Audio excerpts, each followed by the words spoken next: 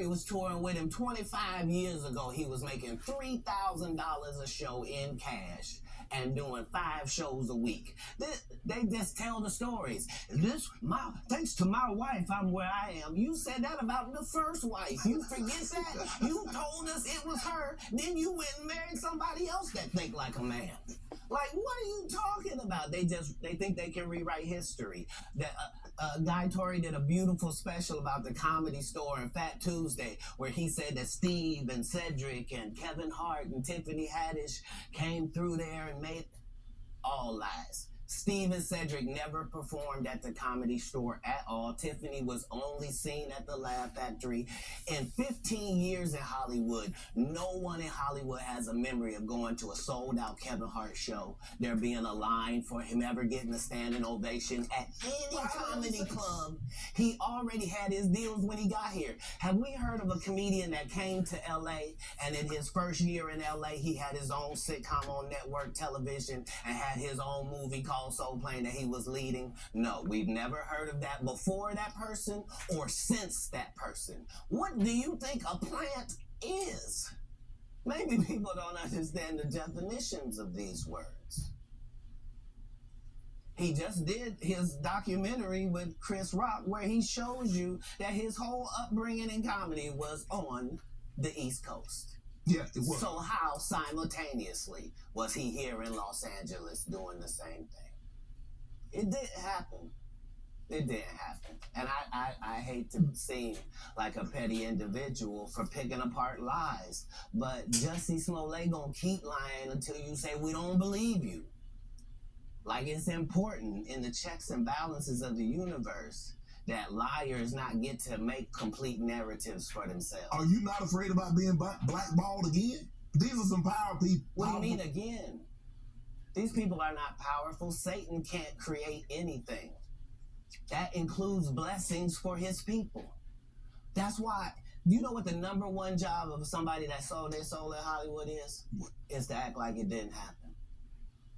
They all do the same job. Why do you think Gary Owen can't cross over and he already white and been in comedy for 25 years? If what I say ain't the case. It's a cabal. It's a consortium. They rock with who they rock with and they don't with who they don't. But I'm not scared of being the competition any more than you were when you lined up across from a superior team. Yeah, on paper, they're a better team. Right. They have all the assets and resources and we don't. But let us get on the line, boy, and see if that factors in. I guarantee you it won't. Wow. Because Shannon Sharp got to be a different person than that other person. Absolutely. And he always was. That doesn't change when I change teams. That remains the same. That's how a legacy is built. So all of these shortcut takers, they canceled me for talking about Harvey Weinstein before the thing came out, but he offered to suck my penis in front of all my people at my agency. What am I supposed to do?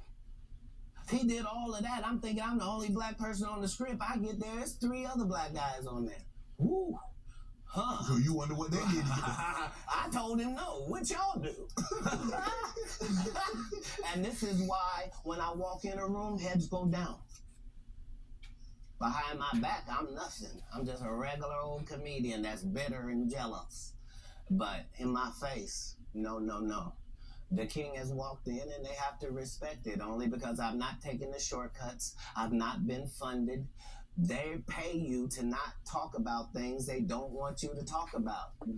They tell you that themselves. I can't do that because Steve told you that he stopped doing stand-up because he had 7 TV shows. The only problem is when he stopped stand-up, he didn't have those 7 TV shows. He stopped stand-up because he got in a comedy battle called the Championship of Stand-Up Comedy with one Katt Williams in Detroit in front of 10,000 people and lost because Katt Williams said he was actually bald and that was a wig.